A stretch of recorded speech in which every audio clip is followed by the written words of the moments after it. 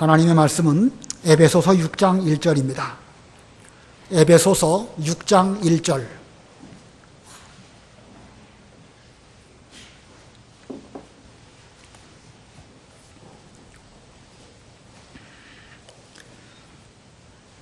에베소서 6장 1절입니다. 자녀들아, 주님 안에서 너희의 부모에게 순종하여라.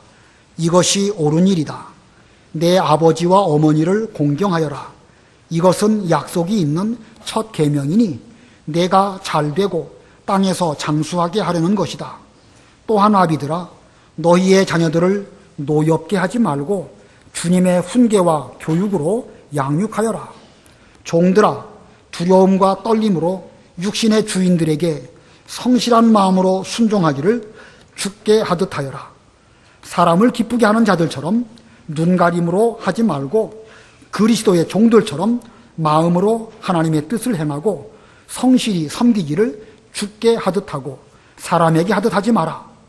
이는 각 사람이 어떤 선을 행하면 종이든 자유인이든 주께로부터 그대로 되돌려 받으리라는 것을 알기 때문이다. 주인들아, 너희도 위협을 그만두고 그들에게 이와 같이 행하여라. 이는 그들과 너희의 주께서 하늘에 계시며 그분께서는 외모로 사람을 취하시는 일이 없다는 것을 알기 때문이다. 거기까지 봉독하겠습니다. 오늘 1절에 주님 안에서 부모에게 순종하라.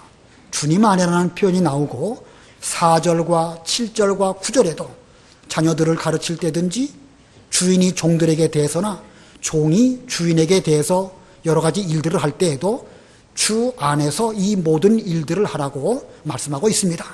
그래서 오늘 제목이 주 안에서 생활하라. 주 안에서 생활하라. 오늘 제목입니다. 우리가 지난 주일날 빛의 자녀답게 행하라. 지난 시간에 배웠고 이 말씀은 이번 어린이 여름 성경학교의 주제이기도 하거니와 우리 학생들에게 확실히 잘 가르쳐야 할 중요한 말씀입니다. 우리 어른들도 먼저 이 말씀을 잘 배우시고 우리 주일학교 교사들도 이 성경 말씀을 잘 가르쳐야 되겠지만 부모님들도 혹은 할머니 할아버지께서도 서로 좀 호흡을 잘 맞추어서 교회에서는 교사들이 잘 가르쳐 주시고 집에서는 또 부모님들이 물어보시고 잘 가르친다고 하면 교육 효과가 아주 100배로 잘 나타나게 될 것입니다. 지난주 말씀드린 것처럼 우리 성도는 밖으로 이끌어낸 무리들이라고 배웠습니다. 성도, 어두움에서 세상에서 그 밖으로 이끌어내신 그런 무리들, 이것이 곧 성도들입니다.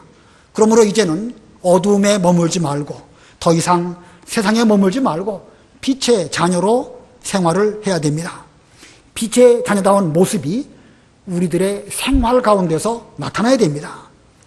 교회에서는 빛의 자녀로 아마 얼마든지 상당히 잘해서 그 얼마나 모습이 아름다운지 반짝반짝 빛의 모습을 잘 비추는데 밖에 나아가서는 조금도 빛과 상관없는 그런 생활을 한다면 그것은 외식하는 것이고 그것은 위선자입니다.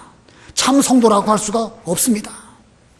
그래서 이 에베소서 6장에서는요, 이 교회 생활 가운데에서 어떻게 세상 가운데서 생활로 나타나야 되는가, 생활면, 실천면을 6장에서 말씀하고 있습니다.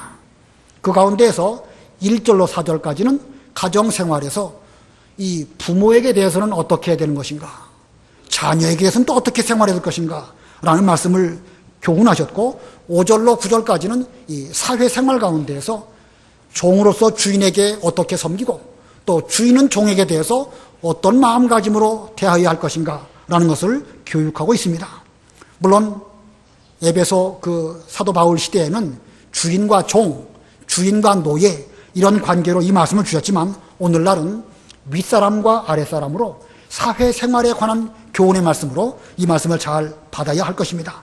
그래서 이번 여름 성경학교 때에 주 안에서 생활하라 라고 하는 이 생활면을 학생들이 잘 배운다고 하면 우리 자녀들이 가정에서도 행복할 것이고 사회에 나가서도 성공할 것입니다. 그리고 훌륭한 하나님의 사람이 반드시 될 것입니다. 이번 여름 성경학교 때 이 말씀을 먼저는 교회에서 또 여러분의 가정에서 잘 배우고 다시 한번 확인해서 우리의 자녀들이 가정생활이든지 사회생활에서 행복하고 또 성공할 수 있는 하나님의 자녀들 다 되도록 그렇게 가르쳐야 되겠습니다. 오늘 본문에 4가지 대지로 이 말씀을 주고 계십니다. 4가지 대지 가운데 첫 번째, 주 안에서 부모에게 순종하라. 주 안에서 부모에게 순종하라. 세상 사람들은 이 유교적인 관점으로 기독교는 불효하는 그런 종교다 이렇게 말하기도 합니다. 그러나 유교의 그 효는 사람의 관점으로 그 효를 논하고 있지만 우리 기독교의 효는 하나님 안에서 효도입니다. 하나님을 기쁘시게 해드리는 효도, 이것을 말씀하고 있습니다. 그래서 오늘 본문에 보면 주님 안에서 부모에게 순종하고 내 아버지와 어머니를 공경하라 이렇게 말씀하고 있습니다. 1절로 3절 읽어보세요. 1절 자녀들아 주님 안에서 너희의 부모에게 순종하여라. 이것이 옳은 일이다. 내 아버지와 어머니를 공경하여라. 이것은 약속이 있는 첫 계명이니 내가 잘되고 땅에서 장수하게 하려는 것이다. 예, 이 부모에게 순종하되 주 안에서 주님 안에서 순종하고 또 아버지와 어머니를 공경할 때에는 그 주 안에서라고 하는 그 단서가 들어있지 않습니다. 그래서 우리의 이 순종, 부모가 무엇을 말씀하실 때에 그것을 그대로 순종할 때에는 주 안에서 순종하는 것이고 부모에게 대해서 우리의 마음가짐과 태도, 공경하는 모습은 그런 조건이 없습니다. 그건 절대 무조건 공경하는 것입니다. 그래서 주 안에서 부모에게 순종하고 공경은 무조건 하라. 이것이 이 말씀의 핵심입니다. 주 안에서 부모에게 순종하고 공경은 무조건 하라. 자, 우리 화면에 있는데 화면 보고 다 같이 읽겠습니다. 시작. 주 안에서 부모에게 순종하고 공경은 무조건 하라. 다시 한번 시작. 주 안에서 부모에게 순종하고 공경은 무조건 하라. 여러분 잘 아시는 말씀입니다. 수도 없이 많이 들었을 터인데 우리 학생들에게도 이 말씀을 수도 없이 많이 말해 주어가지고 저들의 마음속에 각인되어져서 앞으로 성경을 읽을 때든지 효도에 대한 도리를 말할 때에 이것이 성경이 우리에게 가르치는 핵심이구나 라고 깨달을 수 있도록 이번에 잘 가르쳐야 됩니다. 우리 사람 생명의 근원은 하나님께 있습니다. 하나님께서 우리에게 생명을 허락지 아니하시면 아무도 이 세상에 존재할 수 없습니다. 사람의 생명뿐만 아니라 짐승이든지 풀이든지 나무든지 모든 생명은 다 주님께 있습니다. 그런데 하나님께서 우리로 이 세상에 생명을 가진 이런 사람으로 존재하게 하실 때에 부모님을 통하여 태어나게 하셨습니다. 그러므로 이 부모님은 하나님의 대리자로서 그 역할을 하셨습니다. 부모님은 우리에게 생명을 주시는 하나님의 대리자이시다. 즉 우리가 세상에 존재하게 된 그 자체가 주님 안에서 부모님을 통하여서 우리가 존재하게 된 것입니다. 우리에게 주신 여러 가지 복들이 많이 있지만 가장 으뜸되는 복은 일반적인 관점으로 볼 때 내가 세상에 존재한다는 것이지요. 내가 세상에 존재해서 하나님도 알고 사람의 도리도 알고 또 천당도 알고 이렇게 존재하기 때문에 이런 것들을 알 수 있는 것이지 내가 아예 존재하지도 않았다고 하면 우리는 그런 아무 무가치한 무생명과 같은 그런 존재일 것입니다. 자, 그러므로 우리는 우리를 존재케 해주신 부모님께 순종해야 되는데 그 부모님께 순종하는 것은 마땅히 주 안에서 해야 되는 것입니다. 즉 주님의 말씀에 합당하도록 주 안에서 순종하는 것입니다. 이 때로는 주 안에서 순종하라 라는 그 말씀을 해석할 때에 어떤 것은 주님 안에서 있어서 순종하는 것이니까 순종해야 되고 아닌 것은 또 아니다. 이렇게 어떤 조건으로 무슨 단서로 이 본문의 말씀이 해석될 수도 있습니다. 물론 그렇게 해석하는 것도 맞습니다. 그러나 좀 더 포괄적으로 이 말씀을 해석한다고 하면 주 안에서 순종하라는 이 말씀의 뜻은 그 순종이 이 주님 안에서 이루어지므로 그 순종을 통해서 먼저는 부모님을 기쁘시게 해드리고 궁극적으로는 하나님께 대한 도리를 다함으로 하나님을 기쁘시게 해드린다는, 그래서 우리의 순종이 완전한 순종, 최고의 순종으로 나아가는 것입니다. 다시 한번 설명을 드리면 우리의 순종이 주 안에서 한다는 것은 어느 것은 하면 안 되고 어느 것은 하고 이렇게 무슨 가, 부를 분명하게 나누는 그런 뜻이라기보다는 우리가 주 안에서 순종함으로 1차적으로는 부모님을 기쁘시게 드리지만 그 순종이 주 안에서 이루어지는 순종일진데 궁극적으로는 하나님을 기쁘시게 드리는 순종이고, 그러한 순종이라고 하면 세상에서 그 어떤 것보다도 최고의 순종, 온전한 순종, 가장 완전한 순종이라고 할 수가 있을 것입니다. 우리 하나님께서 부모님을 통하여서 가장 소중한 생명을 우리에게 주셨으므로 우리는 부모에 대한 순종을 통해서 하나님께 순종하는 그런 우리들이 되는 것, 이건 지극히 마땅한 것입니다. 자, 주 안에서 순종하라. 그 다음에 공경은 또 어떻게 하라고 하였지요? 공경은 무조건 하라. 무조건. 이 어렸을 때 자녀들이 자기 아버지와 어머니를 보면 참 그 부모가 대단히 훌륭합니다.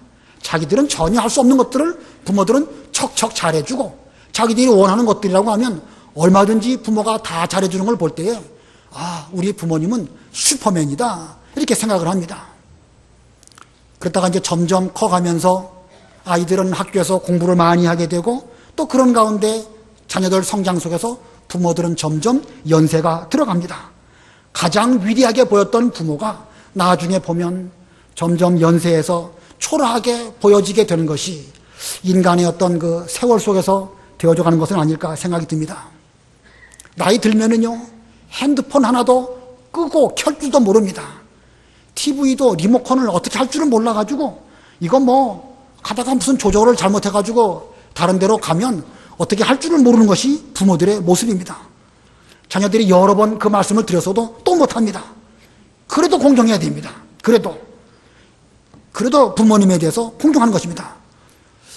이 부모들이 더욱 연세를 드시면 어떤 경우는 치매 들리는 그런 경우도 있습니다. 치매 들린 부모에게 대해서 때로는 그 아랫사람들, 그 식구들이 마치 이제 치매를 들리면 어린아이와 같으니까 옛날에는 부모님에게 존경하는 말을 깍듯이 잘 썼다가도 마치 어린애를 대하듯이 말을 하는 경우가 있습니다. 저는 뭐 치매 들린 부모를 모셔본 적이 없기 때문에 그 입장의 어려운 점을 잘 이해하기는 어렵지만, 그 말을, 이거 뭐 반말도 아니고 존경하는 말도 아니고 그 좀 비스무리한 이런 식으로 말을 하는 걸 보면서 썩 좋아 보이지 아니하였습니다. 제가 말하는 것이 무슨 뜻인지 잘 아시겠죠? 예, 치매 들렸다 할지라도 성경 말씀에 내 아버지와 어머니를 공경하라고 분명히 말씀하였으니까 어떤 조건이든지 따지지 말고 절대 존경하는 마음, 공경하는 마음가짐으로 말 깍듯하게 잘해야 됩니다. 말 함부로 하는 거 좋게 보이지도 아니하고 성경적으로 옳은 것도 아닙니다. 부모에 대해서는 무조건 공경하는 이런 걸 잘 가르쳐야 됩니다. 자, 이 부모 공경하는 면에 대해서 한 가지 더 말씀드리고 싶은 것은, 이 자녀들이 부모가 혹시 뭘 모른다 할지라도 부모에게 대해서 가르치려고 드는 거, 이거 옳지 못합니다. 아무리 부모가 무능해 보이고 한심해 보여도 자녀는 부모를 가르치는 위치에 절대 있지 않으니까 그런 태도로 해서는 안 됩니다. 다만 자녀 입장에서는 우리 부모가 왜 저러실까 이해해드리고, 또 부모가 스스로 깨우칠 수 있을 때까지 기도하고 기다리는 것이 그게 올바른 태도인 것입니다. 제가 중학교 때에 저희 아버지가 일하시다가 허리를 다치셨어요. 뭐 막일해서 먹고 사는 그런 가운데 있었으니까 허리 다치면 일하기가 쉽지가 않지요. 저희 아버지 입장에서는 얼마나 힘드셨겠습니까? 그냥 뭐 술도 많이 잡수셨어요. 이거 뭐 학교 가서 등록금도 내야 되겠고 먹고 살기도 해야 되겠는데, 요즘에는 그래도 밥술이나 먹는 시대이니까 굶진 않은데, 옛날에는 그 아버지가 일 못하면 식구들이 다 어려운 가운데 있습니다. 뭐 술 드시고 그래가지고 아침에 저는 학교 가는데 이불 뒤집어 쓰고 누워 계시니까 저도 많이 속상합니다. 저도 속상하고 저희 어머니도 속상하고, 학교 가는 가운데서 제가 아버지에게 왜 맨날 술만 드시고 그렇게 집에 누워만 계십니까? 나가서 좀 일 좀 하셔야 됩니다. 올바른 말이지만 올바른 말 한답시고 제가 말했습니다. 맞는 말이죠, 그죠? 맞는 말입니다. 어떻게 맨날 술만 드시면 되겠습니까? 가서 일해야지. 맞는 말이지만 그 말이 맞는 말이 아니에요. 저희 아버지가 그 말을 들으시고 아무 말씀도 하지 않으셨습니다. 근데 저희 어머니한테 제가 아주 많이 혼났습니다. 네가 뭔데 아버지에게 그렇게 가르치려고 하느냐? 혼 많이 났습니다. 제가 지금 커서 어른이 되고 그 당시에 저희 아버지 연세가 한 40세 전후쯤 됐는데 그 나이쯤 되니까 그 식구들을 부양해서 먹여 살린다는 것이 얼마나 어려운 일인지 제 어깨로 느끼게 됩니다.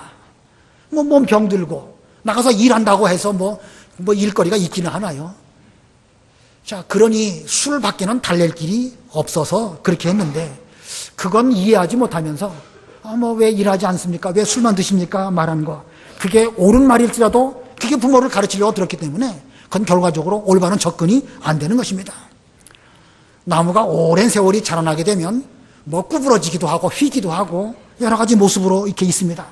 그 구부러지고 휜 것은 지나온 세월의 흔적이지요.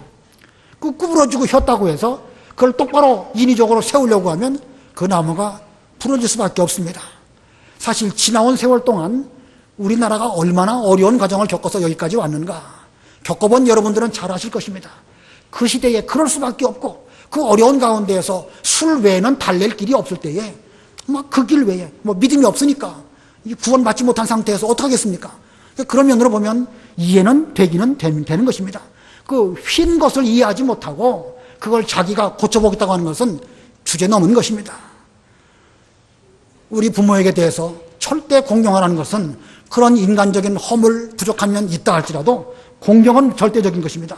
자기가 가르치려고 하는 거 그건 주제 넘은 것이고 성경 위반인 줄을 알아야 됩니다. 어느 면에서는 잘하려고 했다 할지라도 자기도 성경을 거스리는 것인 줄을 알고 우리는 절대 가르치려고 하지 말아야 됩니다.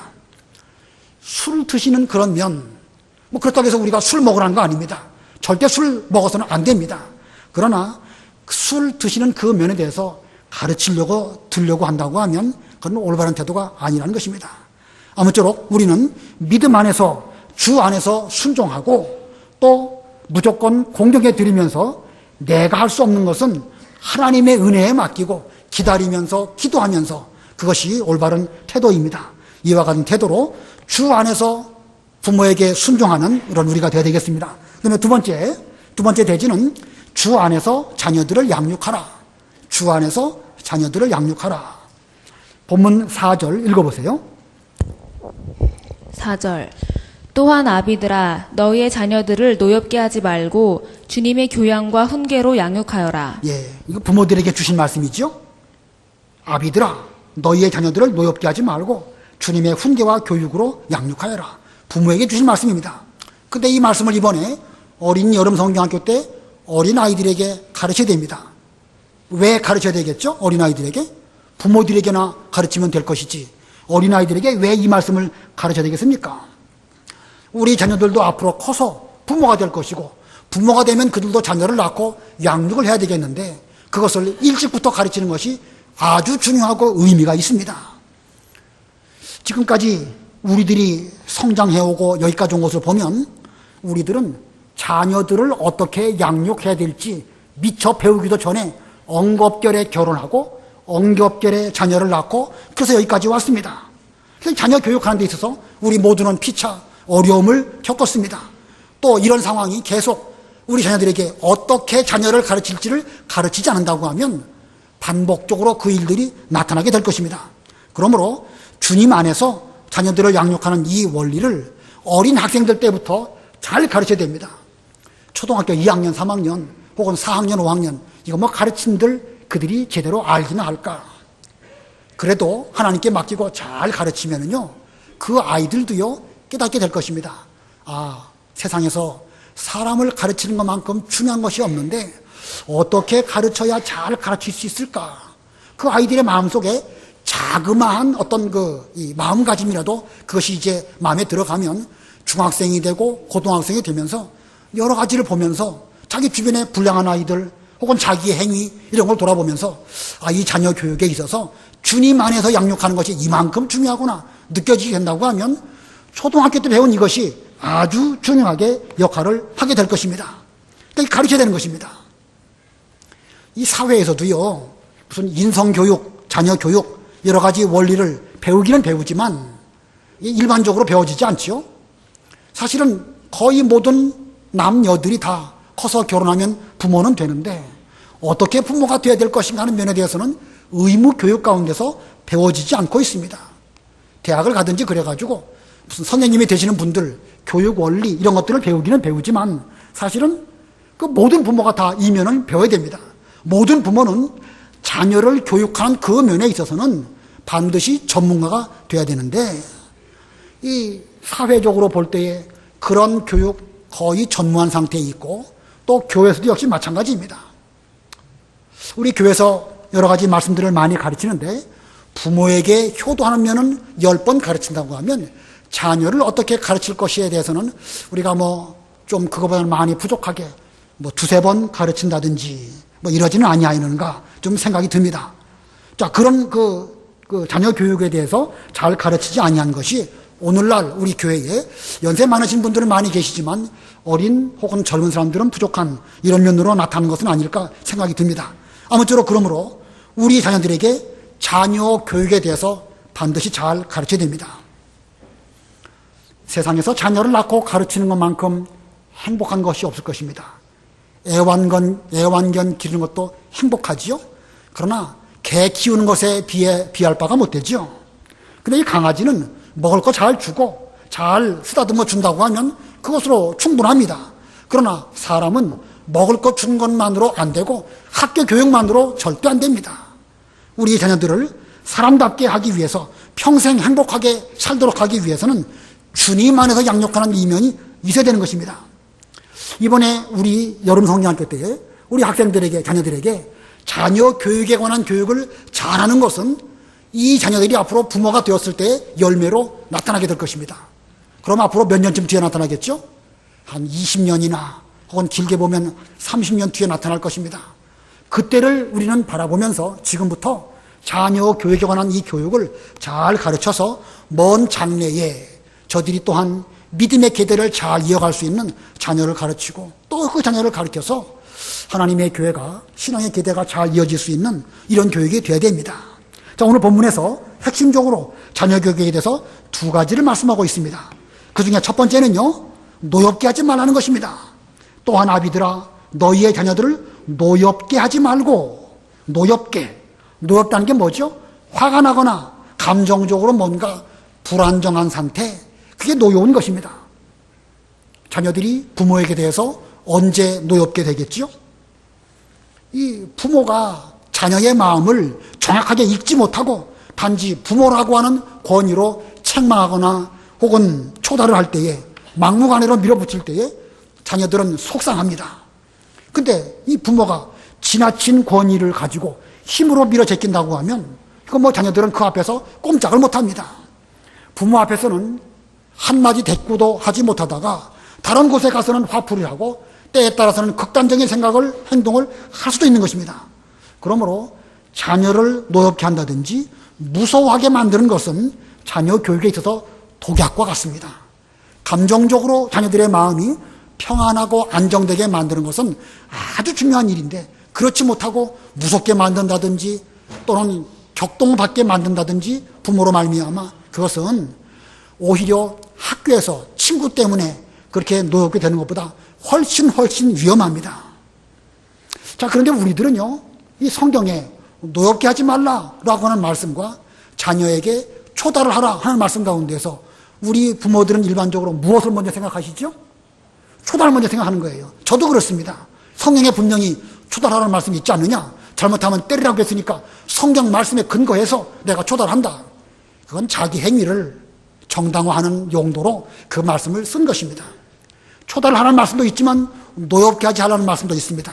초달을 하기 이전에 이 아이가 부모의 그 가르침을 잘 받아들이면서 수긍하고 납득될 때에 초달을 해야 효과가 있는 것입니다. 수긍도 안 되고 받아들이지도 못하는데 부모라고 하는 권위 때문에 종아리 걷어라, 몇 대 맞을래 이렇게 때린다고 하면 그 맞으면서도 상당히 억울한 생각을 가질 수밖에 없고 그렇게 되면 노여워지게 되는 것이죠. 그러니까 초달하기 전에 먼저 잘 이해를 시키고 내가 무슨 죄를 지었느냐, 그러면 거기에 대해서 얼마만한 회초리로 몇 대를 맞아야 옳겠느냐 잘 납득을 하고 적당하게 흥정도 좋습니다. 그렇게 한 다음에 그 다음에 초달을 해야 그게 올바른 교육이 되는 것입니다. 노엽게 하지 않게 되는 것이 바로 그것입니다. 강아지 훈련시킬 때에도 매로 훈련하면 안 된다고 그러죠. 강아지 훈련할 때 뭐로 해야 됩니까? 먹을 거 주고 잘 해주고 그 어떤 올바른 행동을 했으면 쓰다듬어 줄 때에 강아지가 훈련을 받는다는 거예요. 사람도 마찬가지입니다. 사람이 개나 돼지가 아닌 이상 절대로 초달만으로는 바른 교육할 수가 없습니다. 어렸을 때에 부모에게 사랑받지 못하고 노여운 가운데 성장한 아이들 커서 어떻게 반응을 보일까? 사랑을 받지 못했기 때문에 다른 사람들에게 관심을 끌으려고 하는 이런 행동을 합니다. 대인관계에 심각한 문제가 있겠죠? 좀 더 극단적으로 나가면요, 다른 그 사람을 사랑하지도 못하고 이해할 줄도 모르게 됩니다. 세상에 대해서 적개심을 품고 혼자 골방에 앉아가지고 컴퓨터 게임만 한다든지 세상과 담을 쌓는다든지 이런 어려운 가운데 갈 수밖에 없습니다.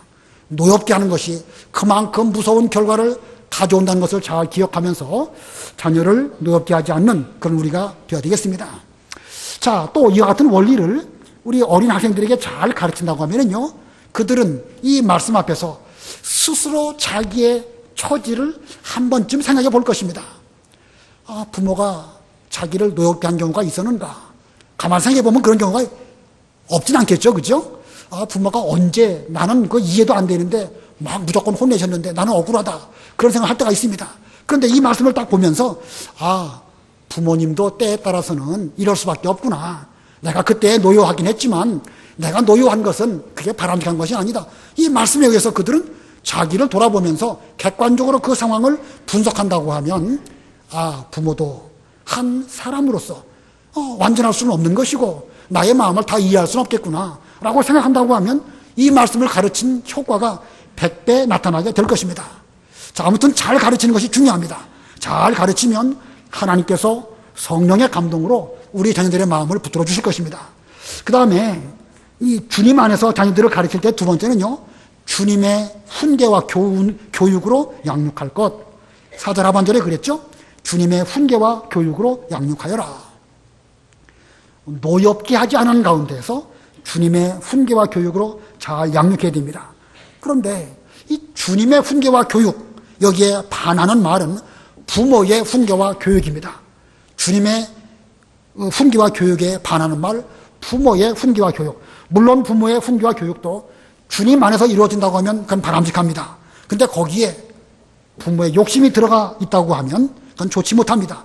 결국 부모도 자기 욕심 때문에 실망하게 되고 자녀는 또 망가지는 쪽으로 갈 수밖에 없습니다.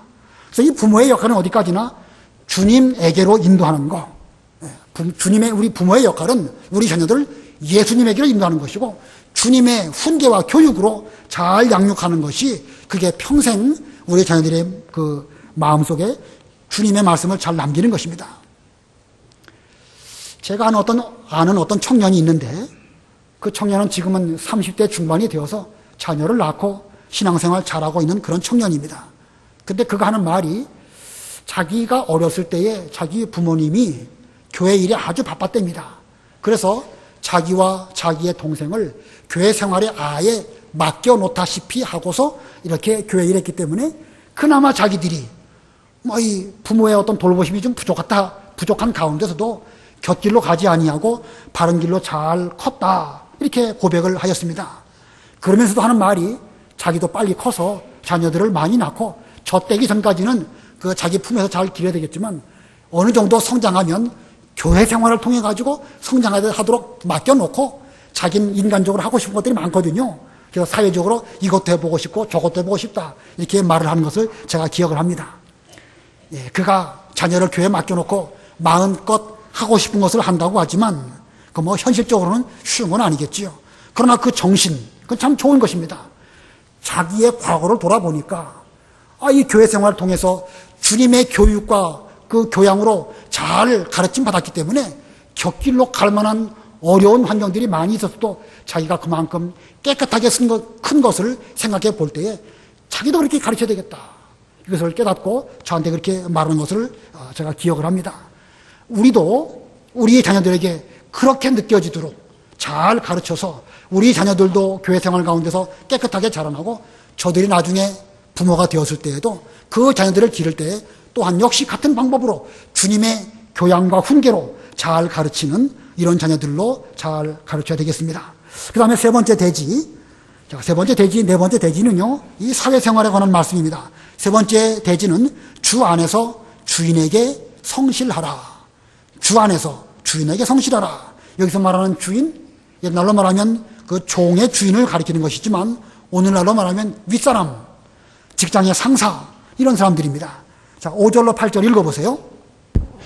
5절 종들아 두려움과 떨림으로 육신의 주인들에게 성실한 마음으로 순종하기를 죽게 하듯 하여라. 사람을 기쁘게 하는 자들처럼 눈가림으로 하지 말고 그리스도의 종들처럼 마음으로 하나님의 뜻을 행하고 성실히 섬기기를 죽게 하듯 하고 사람에게 하듯 하지 마라. 이는 각 사람이 어떤 선을 행하면 종이든 자유인이든 주께로부터 그대로 되돌려 받으리라는 것을 알기 때문이다. 예, 아랫사람으로서 윗사람에게 대하여 일을 할 때에 성실하게 하라고 말씀하고 있습니다. 5절 가운데에도 성실한 마음으로, 7절에도 성실히 섬기기를, 자, 성실히 하라. 이 직장 생활에서는요, 능력도 필요하고 창의력도 필요합니다. 어떤 그 기발한 생각, 이런 것들이 필요합니다. 그러나 능력과 창의력도 그 바탕 안에 성실이라고 하는 그 면을 깔고 그것이 필요합니다. 성실하지 않은데 능력도 있고 성실하지 않은데 창의력이 있다. 그건 대단히 위험합니다. 오히려 그런 사람은 혼자 독불장군으로 사회생활을 할지는 몰라도 조직생활 할 수 없습니다. 사회생활 할 수 없습니다. 그런데 오늘 본문의 성실은 성도의 성실을 가리키는 것입니다. 성도의 성실, 사람 앞에서 성스러운 것이 아니라 죽게 하듯 성실해야 될 것이고 그리스도의 종들처럼 마음으로 하나님의 뜻을 행하고 성실히 섬기기를 또한 죽게 하듯 하라, 이렇게 말씀하고 있습니다. 그렇게 하면 처음에는 윗사람들이 잘 알아주지 않는다 할지라도 하나님께서 알아주시고 하나님께서 반드시 갚아주실 것이라고 말씀하였습니다. 8절을 다시 보면은요, 이는 각 사람이 어떤 선을 행하면 종이든 자유인이든 주께로부터 그대로 되돌려 받으리라는 것을 알기 때문이다. 예, 우리가 성실하게 어떤 일을 잘 감당하면 부분적으로는 사람이 알아주지 못한다 할지라도 주님께서 하시고 주님께서 이 일에 대해서 갚아주실 것이다. 이것을 믿는다고 하면 사람 보든 안 보든 항상 죽게 하듯 성실하게 할 것이고 그런 사람은 반드시 성공할 것입니다. 야곱의 아들 요셉이 종으로 팔려서 애굽으로 내려갔습니다. 얼마나 억울하겠습니까? 그러나 그는 종살이 할 때에 사람 앞에서 하지 아니하고 주님 앞에서 종살이도 성실하게 했습니다. 그랬더니 여호와께서 요셉과 함께 하셨다. 자, 이 종살이도 성실히 죽게 하듯 하니까 종살이 할 때에도 하나님께서 그에게 함께 해주셨습니다. 그러다가 감옥에 가게 되었죠. 그는 감옥살이 하면서도 죽게 하듯 성실하게 감옥살이 했습니다. 만약에 요셉이 감옥에 들어가서 그 억울한 거 생각하면서 나는 잘못한 것도 없는데 그 보디발의 아내, 그 음욕이 가득한 그 여인으로 말미암아 내가 이렇게 억울한 누명을 쓰고 감옥에 들어왔다, 이런 말을 동료 죄수들에게 말했다고 하면 요셉의 목이 붙어 있을까요? 아니면 달아났을까요? 보디발이 뭐라고 생각하겠습니까? 분명 자기 아내가 잘못한 것을 보디발이 알긴 알아도요, 요셉이 그런 말을 함으로 인해 가지고 결국은 자기 얼굴에 똥칠하게 되는 거 아니겠습니까? 요셉의 입을 막아버리기 위해서는 기왕에 감옥에 있는데 죽여버려라, 이렇게 하면 죽을 수밖에 없습니다. 요셉은 그러지 않았습니다. 비록 억울한 감옥살이이지만 이것까지도 하나님의 뜻이 있을 것이다, 죽게 하듯 거기서 그는 감옥살이를 잘 하였습니다. 불평하지 않고 남에게 핑계하지 않았습니다. 그러다 보니까 결국은 하나님께서 요셉과 함께 하심으로 그는 애굽의 그 총리가 되고 또 7년 풍년 이어서 7년 흉년 때에 사람을 살리게 되었습니다. 한번 읽어보고 가겠습니다. 늦었지만 창세기 39장 2절 3절. 창세기 39장 2절 3절. 창세기 39장 2절. 여호와께서 요셉과 함께 하심으로 그가 형통한 사람이 되었고 자기 주인인 이집트 사람의 집에 살았다. 여호와께서 요셉과 함께 하시고 또 여호와께서 그가 하는 모든 일을 그의 손에서 형통하게 하신 것을 그 집주인이 보았다. 예, 요셉이 죽게 하듯 성실하게 하니까 여호와께서 그에게 함께 하셨다는 말씀이 여기 두 번 나오죠. 2절에도 나오고 3절에도 나옵니다. 창세기 39장 21절 읽어보세요. 창세기 39장 21절 여호와께서 요셉과 함께 하시고 그에게 인애를 베푸셔서 그가 그 감옥의 간수장에게 은혜를 얻게 하셨다. 23절도 읽어보세요. 23절 간수장은 요셉의 손에 맡긴 것은 무엇이든지 참견하지 않았다. 이처럼 여호와께서 요셉과 함께 하셨고 그가 하는 일을 형통하게 하셨다. 예, 감옥살이도 죽게 하듯 성실하게 하니까 하나님께서 그와 함께 하셨고 하나님이 함께 하시니까 심지어 감옥살이마저도 형통한 길로 인도하여 주셨다. 성경이 우리에게 이렇게 교훈하고 있습니다. 자, 우리 학생들에게 주 안에서 성실하라. 아주 중요한 것입니다. 요즘 직장생활 들어가기도 힘들고 또 오랫동안 직장생활 하는 것도 쉽지 아니한 이런 시대입니다. 그러나 성실한 이 한 가지만 제대로 지킨다고 하면 그런 사람은요 없어서 못 씁니다. 모든 사람들은 뛰어난 사람보다 능력 있는 사람보다 성실한 사람을 찾습니다. 이 말씀 학생들에게 잘 가르쳐서 어디 가서 무엇을 하든지 사람 앞에서가 아니라 죽게 하듯 성실함으로 주님께로부터 그 은혜를 돌려받게 되는 이런 복을 심어줘야 되겠습니다. 그 다음에 마지막 네 번째 대지는요 종들을 대할 때 하나님을 기억하라. 이건 주인들에게 주신 말씀입니다. 종들을 대할 때 하나님을 기억하라. 9절, 본문 9절 읽어보세요. 9절 주인들아 너희도 위협을 그만두고 그들에게 이와 같이 행하여라. 이는 그들과 너희의 주께서 하늘에 계시며 그분께서는 외모로 사람을 취하시는 일이 없다는 것을 알기 때문이다. 예, 여기 종들은 아랫사람입니다. 그리고 주인들은 아랫사람들을 대할 때에 위협을 그만두고 그들에게 이와 같이 행하여라. 여기 이와 같이가 뭘까요? 분명히 그랬죠? 이와 같이 행하여라. 그 앞부분입니다. 죽게 하듯 성실하게 심지어 아랫사람들에 대해서도 그렇게 행하여라 라고 말씀하였습니다. 예. 그러면 이는 그들과 너희의 주께서 하늘에 계시며, 자, 하나님께서 하늘에 계시기 때문에 그 주인들이 아랫사람들에게 대해서도 성실한 마음가짐으로 교만하지 않고 겸허하게 그 모든 일들을 잘 한다고 하면 하나님이 다 보시고 그 행한 대로 갚아주실 것입니다. 자, 이 사람들을 우리가 윗사람으로서 아랫사람을 대할 때에 어떤 그 외모를 보고 평가하는 거 대단히 위험합니다. 여기 주인과 종, 옛날로 말한다고 하면 주인과 노예의 관계입니다. 옛날에 주인이 노예를 사고 팔을 때에 무엇을 보고 그 노예의 노예의 값을 매기겠죠? 얼마나 건강한가, 얼마나 힘잘 쓸 것인가, 그 외모로 판단하겠죠? 그러나 사실 그 힘쓰고 뭐 건강하고 그것보다도 마음가짐이 어떤가, 또 그 지혜가 있는가, 이게 또 훨씬 중요합니다.